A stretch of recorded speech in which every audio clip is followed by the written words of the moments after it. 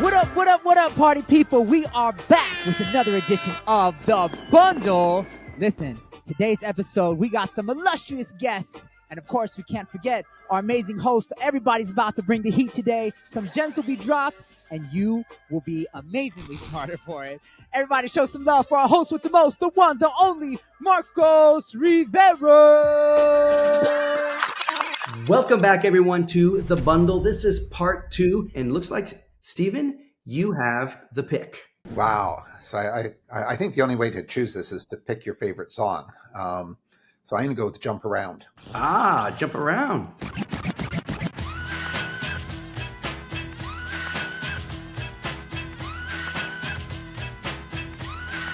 Do not stay still when that jam comes on, all right?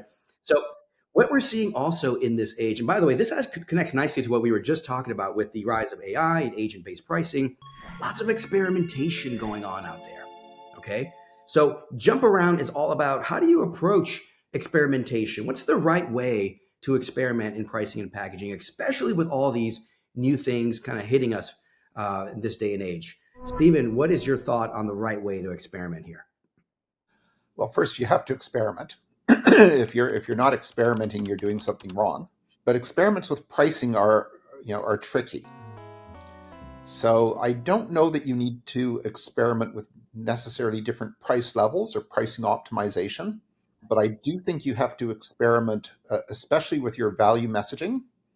And let's just say that you're selling, and you've got a value model, and you've got 5 value drivers, and Salim's point about the magic number applies even more so to value drivers.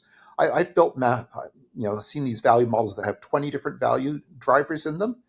The person who built it doesn't even know what they all mean, and for some poor salesperson or buyer, it's hopeless. So, but how do you know which ones? And the only way you can figure that out is with experimentation.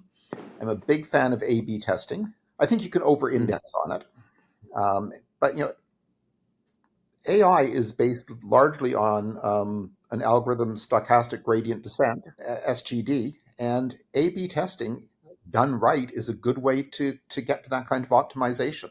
The problem I've seen with a lot of people's testing strategies is that there's no strategy; it's scattered. Are we going to test this now, and then what are the implications of that to what you need to test next? So you need to have some form of testing structure, testing architecture, to know how the tests are going to cascade through. But there's good companies, there's software packages out there to help you do this now. Optimizely, Unbounce. There's a lot of support there for you to do this. Agreed. And by the way, I think there is more and more folks are embracing experimentation and testing. I think some approach it thoughtfully, some approach it in a really clumsy way, right? I think there's lots of ways to do it. I think A/B, I'm going to push you a little bit on this one because I think there's a place for A/B in maybe faster sales cycles, maybe smaller ACV type environments where you can get a decent sample size at a decent amount of time to kind of see what's going on between A and B, the control group and what you're testing. But then when it comes to 6-month, 9-month, 12-month long sales cycles, large ACV deals, lots of negotiating in between, I mean, how do you A/B that, Stephen? What's the right approach for something that's on that side of the spectrum? I think that's a great point. And I don't know about you, Marcos, but I'm also really done with conjoint studies. I think they're overly complex. They don't generally give the insights people think they do. So I really think that this isn't necessarily testing, but you have to have conversations with your buyers, your potential buyers, the guys you lost, the guys that churned. You have to be having regular conversations about value with those people. And you have to have a system and a way to organize those conversations and the results. So, our dear friend Stefan Liozu, has been advocating for having a chief value officer for years. Whether it's the chief value officer, I don't know, but you need to have somebody in the company who cares a lot about value and value to customer, and is having those conversations all the time, every day. I think that's a really strong point. The chief value, and by the way, Stephen's mentioned this in multiple of his books, right? Shout out to Stephen Liozu. He's one of the great thinkers out there in pricing, execution strategy, and all things around it. But Salim, did you hear what Steven is doing? He's poking right at you, man. Value conversations, right? Structured strategy around experimentation. If that's not the product person doing it, then who the hell's doing it, right? I want to hear your point of view on this one as well around experimentation, and give me that product lens, man. Yeah, that's exactly how I kind of wanted to approach this question. Was that I don't know if it should be the product person or value officer, but the function is really about understanding what the customer needs and what they actually value. And the thing that I think we need to differentiate is that, are you looking at pricing as a whole, like, hey, how should I structure my pricing in terms of good, better, best, or agent pricing, or whatever we want to get into? Or is it a new feature that I'm introducing, and how should I price that? Or a new value proposition I'm introducing, and how do I price that? And what I found, again, with my product hat on, put this one back on again, but that's my pricing hat. But putting my product hat on, I think getting in front of customers, having that deep dive conversation in terms of what are you looking for, what is going to move the needle, not even getting into pricing, but actually figuring out what they want, and then understanding what it does for them. Hey, this allows me to save half a day. This allows me to get rid of kind of a bunch of my overhead because I can automate this process. The buyer's not going to tell you what to price it at and what the new pricing should be, or even how to experiment. That's the product person, the value officer. Those are the people that are going to have to kind of digest this information and understand. So for me, I like to look at it as, especially when it's from a new feature, a new proposition development, getting in front of people, talking to them, and actually figuring out what they're actually valuing. Are they valuing their time? Is it productivity? Is it, I can move this process from once a day to once a month, and I don't have to look at it. So then you can base your pricing decisions off of that. And whether it's a new add-on module, whether it's, I'm going to include it into my top tier plan of X plans that I have on my page, then you can talk about the actual price. Yeah. So value experiments over price experiments. Steven, is that the camp you're in, or something different? No, complete. Understand value first, and understand value in context, and have the conversations. But when we're ready to move on, I've got a curveball to throw at this one as well. Ooh, okay. Listen, throw that curveball. Let me say this though, Salim. I hear you 100% as somebody who's built a lot of value in different products. You've been in different industries, man. You've seen in a lot of different contexts, right? And so what is the top way, before we hear out Steven, what is the top way that you should not experiment? Give me the number one, do not do this if you're thinking about experimenting with pricing or value. What's the biggest mistake you've seen out there? I've seen this actually work well and fall flat on its face, is that where you remove pricing from your website and then do individual price. So if you have the grandfathered customers that are paying X dollars, and you kind of come in and say, well, the value is actually 3X. So you take it off of your take it off of your page, you price it at 3X, and it starts selling. Then word starts getting around that, hey, I'm paying X and I'm paying 3X, because if it's a smaller industry and people talk to each other, people move. You have to, I don't know, pre-mortem that and kind of figure out, okay, what's your strategy on kind of handling that, because it is going to get out. So I would say to answer your question, the worst thing is not not strategizing about kind of how you're changing pricing and not looking at the ramifications of it. And I think that above all, that becomes a company problem, not just a product problem or a pricing person problem or a salesperson problem, because that is something that, once that cat's out of the bag and you haven't managed that messaging properly, it's something that can come back and hurt you. So yeah, I've seen it hurt as well. So that knee jerk, reckless, let's publish, not publish, like that kind of thing, thinking it through, very dangerous. I hear you there, Salim. Steven, throw it at me, man. I'd see if I can catch it. Before we go to the curveball, I just want to suggest another pricing experiment that everyone should do. Ask your product people, your sales people, your implementation people, and your customer success people to put down on a page how customers are getting value, and see if they align. Because I'm going to bet that in a lot of companies, the those four groups of people, all of whom are well, the implementation depends on the product, but let's just say you've got implementers as well. All four of those people are going to have a different view on value, and they're sending different messages. And that can really screw things up. So it's really important to do this value work, not just externally, but also internally, and make sure that there's a shared understanding of how value is created, delivered, communicated, documented across the customer lifecycle. Okay, now for my That makes a tremendous amount of sense.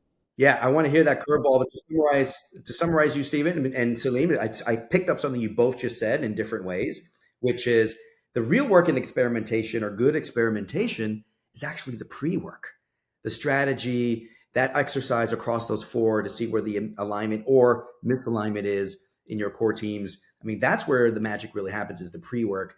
I think you guys have really brought that up to the surface for our groups. But now, Stephen, throw it at me, man. I want to hear it. Okay, so Marcos and Salim, I'm sure you guys have all struggled with this. Getting the data that you need to make pricing decisions. It's not always easy. There's a company out there that you may have come across called Synthetic Users. It's based in Portugal. And what Synthetic Users does is it creates Gen AI-based agents that are based on your user persona and your buyer persona, and it will create as many of them as you like. You want 100 of them, you want 1,000, you want 10,000. It varies the parameters and generates lots of synthetic agents, and then has them interact with your software, or fill in your surveys, or respond to your user interviews. So this whole area of synthetic data and synthetic users is crazy making, right? It's changes how you think about these problems. Now, how good are they? I'll let you go and talk to the CEO of Synthetic Users and see if he can convince you. But he's got some pretty good data that they're at least 80% similar to working with real humans. And using synthetic users and synthetic data lets you explore an awful lot more, and it lets you deal with the fact that we have really sparse data in most B2B pricing situations. And just one other quick thing. One of the reasons that OpenAI has introduced O1, what used to be called Strawberry, and we could have a whole other session on how they're pricing that, but anyway, is to create better structured data that they can train next generation models on. So, what do we think? Can you use synthetic data and synthetic users in pricing work? Can we? Listen, I am a big believer that the synthetic data from 10 years ago to now to even in 2 years from now is going to evolve so rapidly, and it's going to create, I think, tremendous value in the space, in experimentation and in others. I think synthetic data is one of those byproducts of our ability to mimic and detect patterns and things like that, which is getting leaps and bounds better. I'm a fan. I think synthetic data and in the new world is going to play a pretty big role. Now, by the way, not just in experimentation, but even going back to what you were saying about buying and selling being agent based and things like that. Our ability to create the conditions and criteria to have meaningful outcomes from using synthetic data is getting better by the day. So I think there's a huge lift there. Yeah. Salim, synthetic data, man, what do you think? He threw it in there, but it's in the world of experimentation. Yeah, I haven't really thought about it from a pricing perspective. So that is a very interesting point in terms of how to use it to that advantage. I think in general, I know this is not every company, but I think companies have a hard time with pricing as it is, without kind of looking at kind of various different options or scenarios or anything that you're going to get from synthetic data. So I think they need to have goes back to the strategy point we mentioned earlier. They need to understand kind of what pricing looks like at their company. What is the goals that they're looking to accomplish? Once you have that, then you can bring in any sorts of data and understand that it is it is one view of the world, not the only view. You can't make decisions only on one set of data. So there's a place for it. But I think, I don't want to say more mature organizations on the pricing side, but the ones that are beyond just kind of throwing a number on the page type of thing. So yeah, I must agree 100% there. So closing thoughts on experimentation, Stephen. What is the one takeaway for folks listening on how do you approach experimentation the right way? Focus on value, do it inside and outside, and make it a constant, make it a habit. Love it. Love it. Salim, closing thoughts, man. Yeah, definitely the value piece, the strategy piece, and I think the part that we need is someone needs to own that process and needs to own kind of synthesizing that information. If it's partly to sales, partly to product, partly to the finance person, you might as well just not do it. Like you need an owner to kind of take it forward and say, hey, this is what this means, and this is what we should do with this. Yeah, and that's I love that. That's what Stefan's been pushing, right? And did you notice what Stefan's new job is? He's now the chief. He's the chief value officer at Zilliant. Ah, that's right. That's right. And that's, again, the role that he's been pushing for a while, which to me makes, and if you think about what role has a high ROI or high impact on the org, someone who cares deeply and consistently and constantly around value is going to pay off. Yeah. And as Absolutely agree. Yeah. And as Salim said, if it's fractured and here and there and, in the corner of everybody's desk, it's going to fall off the desk. It always will. Always will. Guys, I think that's good. That's good takeaways for everyone. I want to throw in, before we wrap up here, a bonus speed round if you guys are game. You guys are game. We'll throw in one more speed round. And I'm going to pick this one. I'm going to take the reins and pick it because it's been creeping into our conversation the whole time. Let's just talk about it. So I'm going to go with, I got AI on it for our last topic.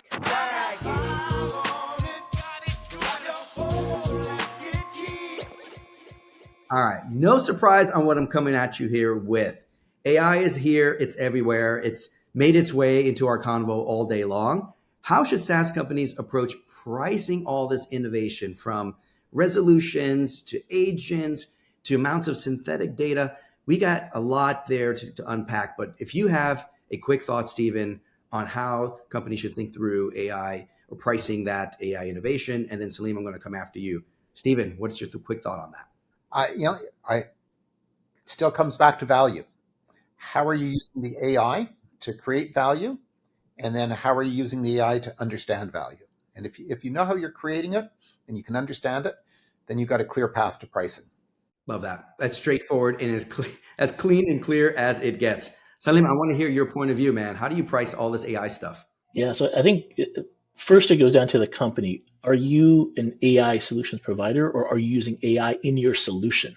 And I think everyone over the last couple of years has been, I'm an AI company, and saying that, we're just like a few years ago, we had everyone's a tech company. Well, most of these companies are using AI as part of delivering their solution. They're not creating the AI.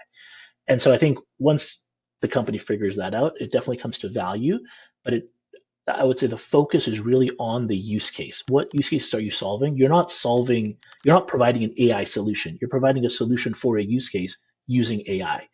In terms of the pricing piece of it, I think there's general consensus that and the market knows that the cost is coming down. So it's not separately about pricing for AI. It's part of the plan or part of the package or part of a solution that someone's buying, and that AI is included part of it. As part of that. So I think those are the two or three things that companies need to focus on. Is it, what are you actually selling? What are you solving, which is the value question? And then the pricing relates to the what are you selling piece of it. I love that. What are you selling? What use case you're really solving for? I mean, you want to get really sharp about that story and how AI supports it at the end of the day, and which does connect back to what Stephen was saying about really comes down to value still. It's just a different mechanism to get there, right? 100%. Now, guys, we're at the end of the bundle. I want to thank you for coming in today and bringing all your latest thoughts. I know I kept throwing curveballs. Conversation went wherever the hell it wanted to go, which is excellent. But I want to thank you guys for coming in. Would you be willing to come back in the future and talk more shop? Yeah, anytime. Terrific, guys. Team, that was Stephen Forrest. That was Salim Mohammed. They both brought great and different perspectives to all these different topics in pricing, in packaging, monetization, etc. AI undertone all the way through. But so what? That's really what's happening today. That's what's top of mind. I'm glad we brought it out there in today's episode. And for everyone here listening, take this knowledge, take it back to work, sit down, think, maybe apply some of the ideas you got from today, get 1% better so you can move away from that guesswork and towards growing. Until next time, take us home, Shammy D.